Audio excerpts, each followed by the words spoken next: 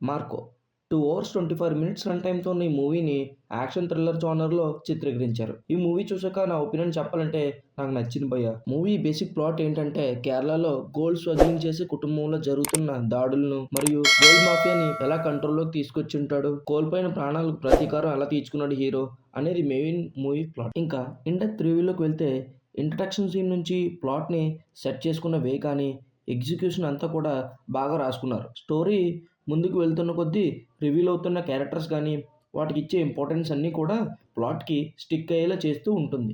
Starting 30 minutes అంతా కూడా next ఏం జరుగుతుందని క్యూరియస్‌గా చూస్తున్న టైంలో మూవీ స్లో అవుతుంది.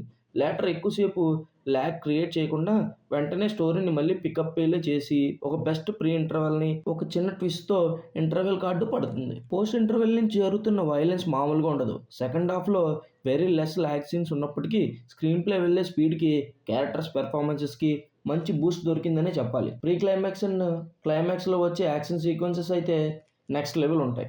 మూవీ జనరల్‌గా ట్రైలర్ చూసిన తర్వాత మేజర్ ఎలిమెంట్స్ అన్నీ కూడా ట్రైలర్‌లో చూసేసామే, ఇంకేం లేదు లోపల అనిపించేలా ఉంటాయి. బట్ మార్కో మూవీలో అయితే more than expected action sequences అన్నీ ఉన్నాయి. కొన్ని డిస్టర్బింగ్ వయలెన్స్ కూడా ఉంది. కేవలం మార్కో ఒక యాక్షన్ క్రైమ్ సినిమాలానే చూపించడమే కాకుండా మార్కోకి తన తమ్ముడికి ఉన్న బాండింగ్ గానీ, అండ్ ఫ్యామిలీ అంటే తను తీసుకునే స్టెప్స్‌కి ఎమోషనల్‌గా బాగా కనెక్ట్ అయ్యి ఉంటాడు హీరో. అందువల్లనేమో మార్కో అలా ఉంటాడు అనిపించేలా ఉంటుంది. డైరెక్టర్ హనీఫ్ అదేని పిక్ చేసుకున్న జానర్ క్రైమ్ థ్రిల్లర్‌నే అయినప్పటికీ చుట్టూ రాసుకున్న స్టోరీస్ అన్నింటినీ కరెక్ట్‌గా అన్నీ లింక్ చేసిన ఎమోషనల్ అండ్ సెంటిమెంట్ మెయిన్ బ్యాక్‌డ్రాప్‌తో క్రైమ్‌ని ఇన్వాల్వ్ చేసిన వే గానీ టూ గుడ్ అనిపించేలా ఉంటాయి. మూవీలో పెర్ఫార్మెన్సెస్ చూస్తే సిద్దిక్ గారు, జగదీష్, కబీర్ సింగ్ గారి పెర్ఫార్మెన్స్ ఆర్ టూ గుడ్ అనే చెప్పాలి. కబీర్ సింగ్ గారి రోల్ అయితే చిన్నదే అయినప్పటికీ ఆయన వచ్చాక మూవీ నెక్స్ట్ లెవెల్ వయలెన్స్ చూస్తున్నాం అనిపించేలా ఉంటుంది. మూవీకి మెయిన్ అసెట్ కేవలం డైరెక్షన్, స్టోరీ, యాక్టర్ పెర్ఫార్మెన్స్‌నే కాకుండా రవి బస్రూర్ గారి బీజీఎం అయితే బాగా కనెక్ట్ అయిందనే చెప్పాలి.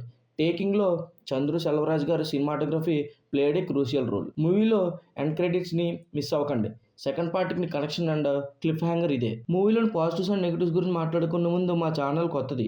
ఇటువంటి movie reviews and daily videos కోసం మన రివ్యూస్ రాజా ఛానల్‌ని సబ్స్క్రైబ్ చేసుకోండి. మూవీ చూసాక మీ ఒపీనియన్‌ని కామెంట్ చేయండి. మా రివ్యూ మీకు నచ్చినట్టయితే వీడియోని లైక్ చేసి మీ ఫ్రెండ్స్‌కి షేర్ చేయండి. ఇంకా పాజిటివ్స్ గురించి మాట్లాడుకోవాల్సి వస్తే Unni Mukundan as Marco just lived in his character. Really put his blood and sweat in this movie. Heroine Yukti Thareja good with her role. BGM is good.